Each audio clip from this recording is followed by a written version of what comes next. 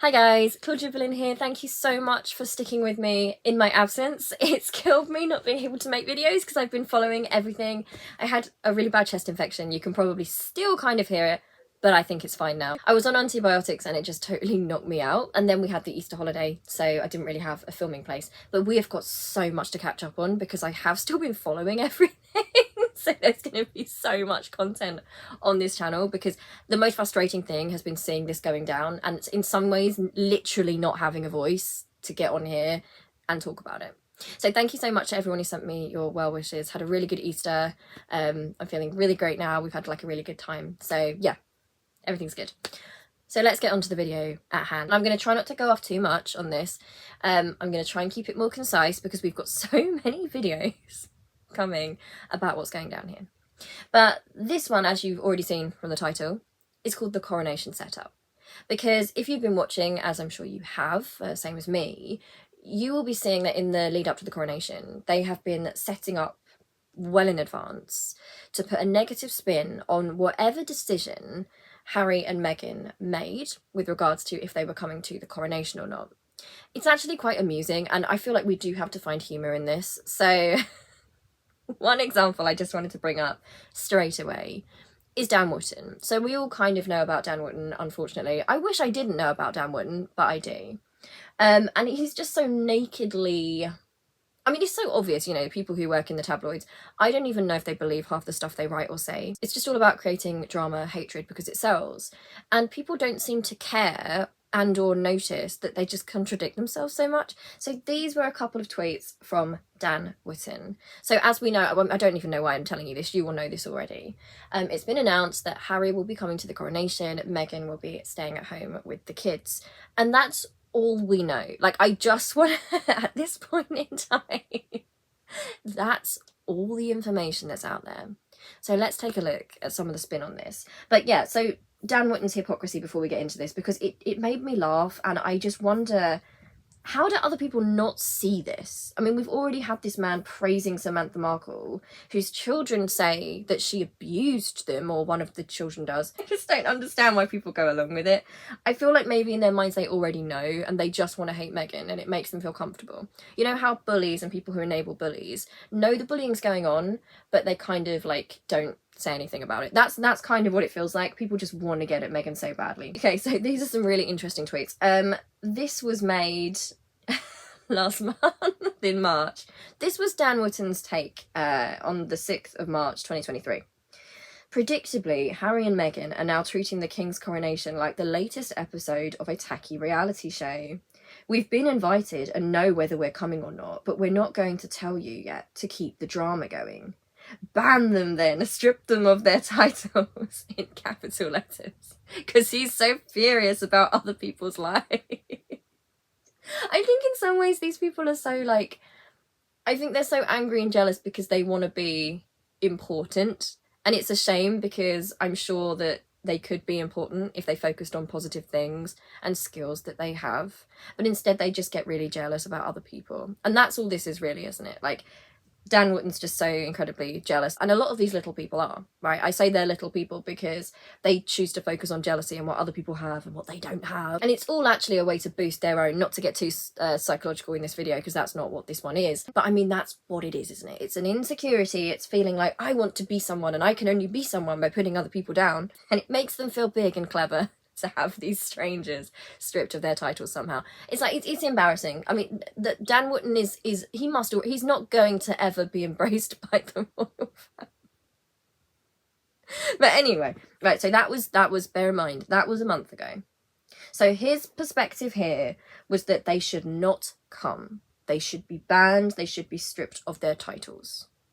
Then we have the information that Harry is indeed coming, and he writes this. So Meghan bottles it, leaving Prince Harry to attend the coronation alone in order to avoid boos from angry Brits in the crowd.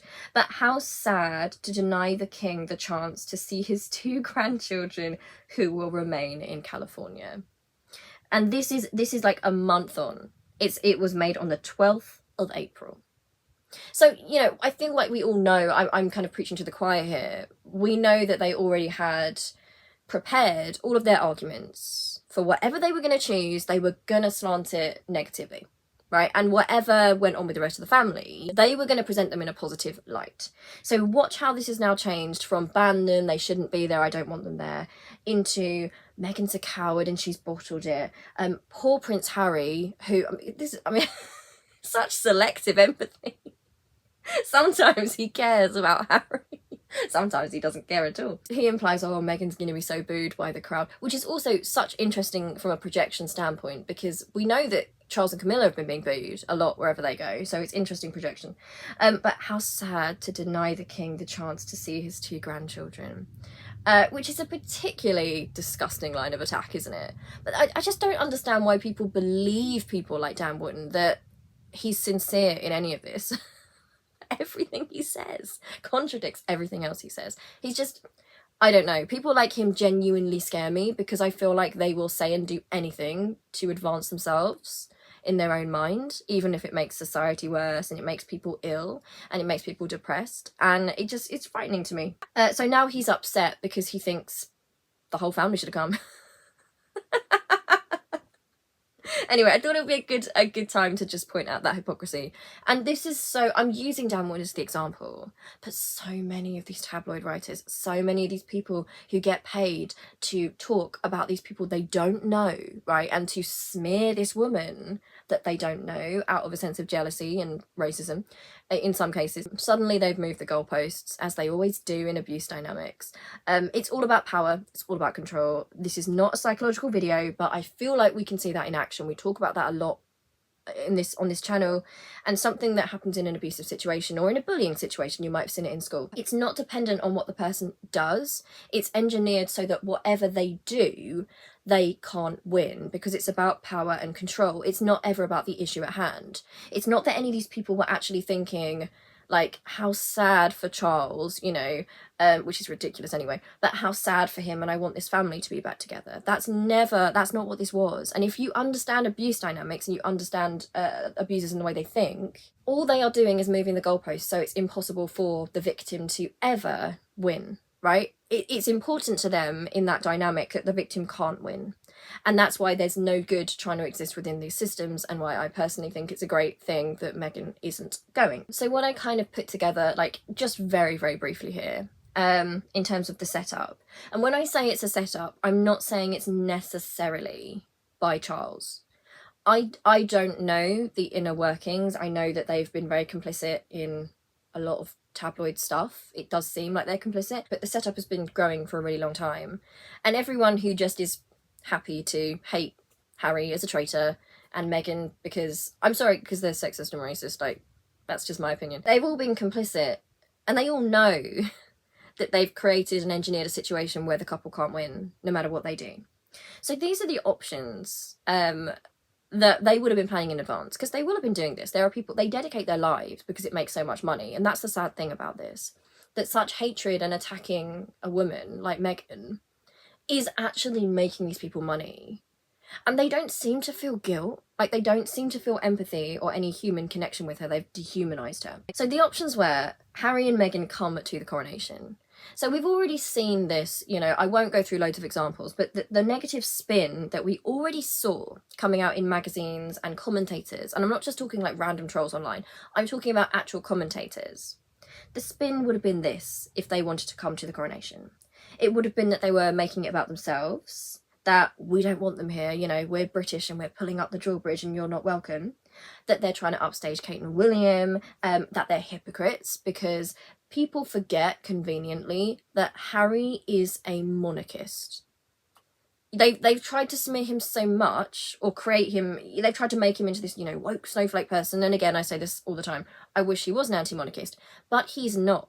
They have made him into this character that he's not to sell their papers, and then they then get confused when he doesn't act like the fake fictional version of himself they've created. Harry is still a monarchist, it's not hypocritical. And then of course Archie, bringing the children into this, so that they are bad parents because it's Archie's birthday. And I did touch on this in some other videos, that it's interesting to me that the coronation is on Archie's birthday. I don't know how these things are organised. I feel like it's a bit of an odd day to do it, but maybe it was organised well in advance. Maybe it was best faith reading, is maybe it gave them an opportunity to not go if they didn't want to and there wouldn't be like scandal about it, there was an excuse or something. I don't know, I really don't know how that kind of thing works. But these are the things that we've heard in preparation. You know, people have already been saying that in anticipation that they're coming. You know, we don't want you, why are you here, don't you dare upstage, you know, William and Kate. And it's so telling, isn't it, that I've said before that William and Kate's fans, they're not really supporting them as a couple, because William and Kate, as part of their roles, don't really connect with people. They do charity work for optics, but they don't really say anything. So really it's about upholding what they represent, right? It's about upholding certain privilege, birth order, whiteness. But it is striking that, you know, when people think in terms of, oh no, that person succeeding is upstaging someone else, you know they've got a problem with their own self-esteem. And in this case, there's obviously concerns about how William and Kate will look compared to Harry and Meghan. Right? If they had confidence in William and Catherine, they would not, that wouldn't be an issue. You know, you'd just think, wow, you know, they claim they love them so much. 4 vibrant young people, how great for this monarchy. But they obviously feel like there's something wrong there, and something's going to be taken from William and Kate in their eyes by Meghan and Harry being there, which tells you they don't have very high expectations for the couple, really. And I won't get into this too much here. You also see that in like abusive dynamics and relationships, family relationships, where there's often an intense like jealousy and hatred towards certain people, and it's really rooted in a sense of deep insecurity from the people doing it, because they feel upstaged or like they don't really come up to the standard, which kind of gets redirected into a sort of hatred. You'll know that if you come from that sort of system, but that's what we're kind of seeing here with the press with William and Catherine. Okay, so the other option were, so say they went the other way and they didn't, either of them, come to the coronation. Now they were also preparing this, and I saw so much of this online from commentators. This was the kind of vibe, you know, because they were preempting, they were making themselves angry about something that hadn't yet happened. They made a lot of content out of it while I had no voice, and it like made me so angry because I wanted to speak so badly. They were making content about the imagined things the couple might do. They were getting so angry about it. Okay, so but say they didn't come to the coronation. This was the kind of spin that I was seeing based on people predicting they were going to do that.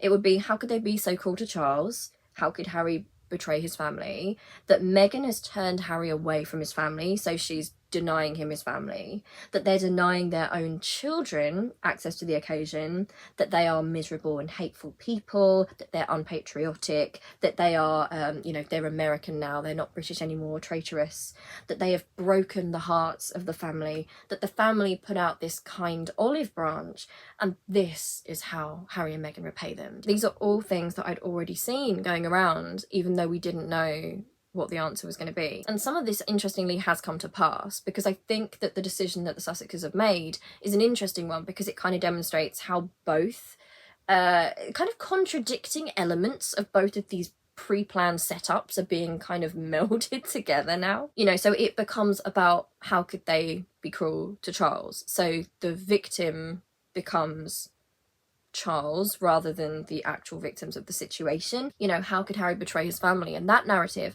interests me, because have you noticed how these people, when they talk about Harry's family, they always refer to the royal family. They don't refer to Meghan and the children. That's Harry's family. That's interesting to me. That's very interesting to me, who they claim as part of the royal family and who they don't. And it's also incredibly worrying that Meghan, when she's spoken about, Meghan and the children are almost seen as a separate entity, and that's, to me, how I feel like a lot of it comes from racism from certain people, because those are Harry's children, like regardless whether they hate Meghan or not, which is ridiculous. Think about how they talk about those children. Do they think about those children as part of the royal family? They're Harry's children. They don't. They don't talk about that. They don't talk about Harry coming back and bringing the children with him, which would be horrific anyway, because, you know, taking Meghan's children would be evil. But to me, that rings warning signs, like alarm bells, because they're acting like Archie and Lily aren't part of it. Why is that? They're Harry's children. Really interesting. You know, the idea that they're denying their own children the chance at the occasion. And I just wanted to say, you know, I wrote so many notes here on this, but they don't think about the fact that it's not, we don't even know what the conversational reasoning was, and I'm not even going to speculate. But what we do know is that security was taken from the family. There's so much racism against those children against their mother. We don't even know that it's safe for them to even be there, frankly. So that's wild. It's crazy to me how they are suddenly acting like, oh, poor Archie and Lily they're being, you know, denied this by their mum, acting like they've been so embracing of Archie and Lily all this time. Like, come on, pull the other one. You know, the idea that they're miserable and hateful, because anyone who is... You'll see that they do this in Britain a lot. If you, like, have an issue with something, not even that you're against something, like, all the way, but you just call out problems and you want to progress something. Oh no, you're miserable and you're hateful. Just recently, for example, we have the Grand National here, which is a big horse race. And every year it seems to be that horses get horribly injured and they die in the race. And there were some protesters recently that protested, and they were correct to protest because this year, sadly, a horse did die. You know, he was really injured and they had to shoot the horse. And it's so interesting that rather than people being angry at the fact a horse died, people started acting like it was in fact the protesters' fault somehow, and they were just trying to spoil fun. Like, that's how bad it is in this country. Like, they will label you as, oh no, you're such a killjoy. Don't be a woke snowflake. It's like, some of us don't really find humour in racism and that kind of thing. Some of us have very different, you know, senses of humour. Also, the narrative that the family was so kindly putting out an olive branch, and Meghan and Harry would be saying, no, we don't want that, and how cold that would be. And again, we never see it the other way around, right? We never see, you know, people always... In fact, what we've seen is Harry speaking in interviews about how he wants to reconcile with his family. And what we've heard from them, from different royal experts, is that they're not interested because they're too angry. It's so interesting how this changes. So what we've actually got is Harry's going, Meghan isn't going. Meghan is staying with the children. Harry's coming for the ceremony, I believe, but he's only coming for the ceremony. To me, I mean, I don't know what their motivation is. It's not even my business, but to me that seems like a smart compromise. I'm obviously anti-monarchy, so I really would love for them to split completely from the family.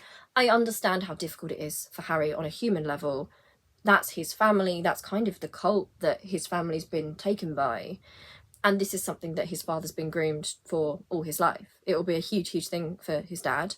And it will be very, very complex emotionally for him, especially in the dynamic he's been raised in. It must be very, very difficult. But the tabloid spin on this one so far has been fascinating, right? So we've got that Meghan is spoiling it by forcing him to come on his own, which is so funny because haven't they spent so long acting like everything would be all right if only Harry would come?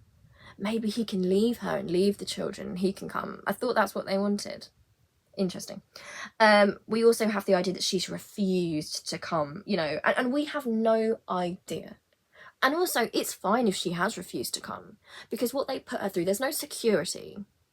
Also, the tabloids make money from her image, and I think that I would feel uncomfortable in her shoes letting them use my image to make money off hatred towards me. You know, I would not want, if they're making me their scapegoat in the press, I don't want them making money from me and my appearances. But we don't know that she's refused to come. It could be so many things. It could be severe anxiety, because we know how the tabloids are in this country. We know how much racism there is. There have been genuine, legitimate safety threats towards her and her children.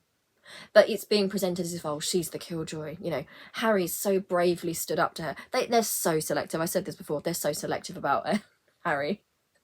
Sometimes poor Harry, he's being controlled by Meghan, and sometimes evil Harry, he's betrayed us all. You know, but the sexist implication being that she's the evil one and Harry's broken free of her to come and see his family. You know, he's broken free of her evil control because she won't let him see the family. And it's so rich that they say that, because, you know, if you understand domestic violence, coercive control, abuse dynamics, oppression dynamics, you know, what you see is a pressure on people within certain systems not to branch out, right? So they'll be denied access to other people, other points of view. They'll be kept away from other people so that they grow up in a sort of weird, loyal, groomed bubble, you know, without their perspectives. You know, you see this in family systems where, unfortunately, sometimes you might get a child who is denied by their parents access to other family members, access to anyone outside, and they keep the child isolated. So the child really has no hope of becoming anything other than kind of the groomed, indoctrinated person of the system. And the royal family do that in overdrive. But, you know, when we look at the actual reality of this situation, you know, the framing is so sick. It's so gaslighty. It's Darvo, you know, they've reversed victim and offender. It's not it's not that Meghan and Harry are at fault for not bringing the children. We know that the security was taken away from those children.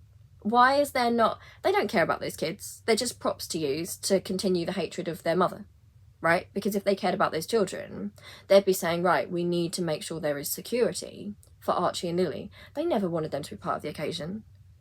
Where was the outcry? You know, George is going to be a page boy, and I feel bad for those kids anyway, you know, being mascots of this system. But people weren't like, oh, you know, poor Archie, why can't Archie be there? They never said, you know, how are we going to sort out this security? How would we make that possible? That was never a real thing to them. They're just using it now. It was never real to them. Also, in some papers it's saying that the children weren't even invited, which is interesting because it's like, oh, Meghan's denying them. They can't come. I don't actually know they've been invited. So that's interesting. They're also saying, this one is totally, this makes me so angry. Some of them are saying that Meghan is making a point that Archie is more important than Charles, right? And on one of our main channels, I saw this being discussed like it was in any way normal, and it's not. And again, you know, we've got no evidence of why Meghan's not coming. It's not even our business, you know. She might just, I'm busy on that day. I'm doing something else. But also this idea that, oh, she thinks Archie's more important than the king. Well, newsflash, yes. That is her son. For normal people, your child will be more important to you than your father-in-law. That's not a crime. That's just right. I can't believe I'm seeing people saying, oh, she thinks Archie's more important than the king. Yeah, that's what I would expect from a good mother, because that's her child. Now, one of the headlines here, it was on the front of all the newspapers, not just tabloids. You know, that's how big news it's been here, you know. Harry and Meghan have been so... Harry and Meghan have kind of been quite evasive, you know. They've just been living their lives, you know. Obviously Harry's had his book and that kind of thing, but they've just been living their lives. But the frenzy here is so much that it was on the front of all the papers, the news that Harry was coming. But this one particularly enraged me because of, I suppose because I understand abuse dynamics. Okay, and this is from The Sun, and I could talk forever about The Sun. It's an absolute rag. I despise it, right? Meghan to miss Coronation. I've got it on the screen for you. The king was there for you. So sad you can't make it for him. That is so emotionally manipulative and blackmailing and abusive, right? These are the same people that did not want Meghan there. No words about how... What has Charles done to protect Meghan from racism? Has there ever been a statement? All we know is that him and Camilla are on presumably good terms with certain members of the tabloid press. They certainly don't try and get them to stop. You know, they benefit from what's happening to Harry and Meghan. This man has stripped the home and the security from Meghan and her children. And we're just supposed to forget that. It's emotional blackmail, and this is Darvo in action, right? The emotional manipulation. Oh, you know, look, he offered her his arm. That one action doesn't negate everything that's happened here. And also, we don't even know why she's not coming. It's not our business, but it might just be, I mean, call me crazy. Maybe they just thought, you know what, Harry loves his dad, even though some stuff's not been great and he wants to support him. But also, they've got little Archie at home and they want him to feel very loved. And he's obviously gone through a lot and it must be very difficult for him. Maybe they just thought, you know, call me crazy, you know what, why don't you go to the ceremony and support your dad, and I'll be here because, you know, it's good that one parent is with Archie, and then we'll have a celebration when you're back. Is that so wild? Is that so wild? So sad you can't make it for him is just such emotional blackmail. And again, watch how they expect Meghan to do all this emotional labour, right? Because this is what we expect of people of colour, people of minority, who, for whatever reason, get into these kind of institutions or these establishments, right? They are expected to do so much emotional labour. They are expected to take every insult that's thrown at them. They're supposed to let it all happen and never advocate for themselves.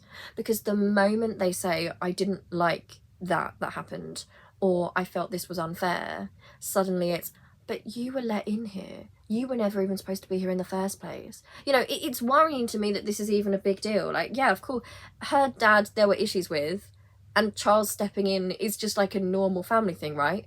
They're acting... For me, what I'm getting from this is that feeling of, you know, he went really out of his way for you. You know, you didn't deserve it. You didn't deserve it. Like the bold move he made of walking you down the aisle. And I'm not saying that wasn't a sweet thing to do, it was. But is Meghan just supposed to forget the fact that her home's been stripped from her? Her children have been racially abused. She's been racially abused. Why is it so sad that she can't show up for the man who's not done a thing publicly, we don't know what's happened privately, to back her and her children up? It doesn't even seem like he's made them safe, like physically safe. And it's also really, really cruel because we know that Meghan's had issues with her own father, and people use that against her a lot. And to me, it makes perfect sense because Meghan is someone who knows her worth. And to me, that's someone who, to a certain extent, knows these systems because you learn it with time. I think that sometimes if you go through abuse or trauma, or you have, relations like that or something, I think that although it's difficult, it does give you a kind of understanding and you can apply it to other things. And it does help you grow. That sounds like a weird thing to say, but it actually does make you more powerful and better at setting boundaries and finding your voice and understanding yourself. So it just feels very low. That it's almost like your dad wasn't there and Charles, did that for you and now you've turned on him. Everything is on Meghan all the time. It's really, really sick and it's emotional blackmail. This paper, I don't see them putting on the front cover the faces of those little children and the fact that there were actual threats to their life. I didn't see them saying, so sad that you couldn't protect your grandchildren by making sure they had security. You couldn't even physically protect them, no matter what's gone on. I've seen people saying that, oh, it's so rude of Harry that he's come, but he's only staying for a short while. Bear in mind that no matter what he did, if he stayed for ages, they would have said, oh, you're not welcome here. Nobody wants you here. You're a hypocrite. He can't win. They've already been setting up the idea that if he goes, he's a bad dad to Archie, but if he doesn't go, he's a bad son to Charles. They've already set him up so that whatever he does, he's going to get attacked. So from my perspective, what they've done seems to be quite smart. It's quite a smart move. I also think there's so much hostility, and this tendency with Harry that they always try and tempt him back, and it's very manipulative. And I think if I was Meghan, I know she's a really strong woman, but it must be difficult for her to know that there are people in the press who, they're attacking Harry, but they're attacking him as a sort of traitor, and that if he did turn on her, there could be a way back for him in a way there isn't for her. As a minority, you will understand that feeling. And obviously the reason Harry is so hated is because he wouldn't turn on her. He was supposed to turn on that mixed race woman. He was supposed to go along with the fact to keep his family and basically say, yeah, okay, I'll leave them. They're bad and I'll come back to you and I'll be welcome back in. Sure, he would have had to do some penance, and prove himself for a while and been subservient to William. But there is still that option. So I can't imagine how difficult that must be for them as a loving couple. Not within, how they feel with each other, but the way the tabloids spin that must be an absolute nightmare. You're already seeing people saying, oh, look, he's got away from her. The cracks are starting to show. Your relationship being under that much scrutiny, but in the sense which is so skewed that they want it to fail and they want Meghan to be the one who loses out, must be really horrific.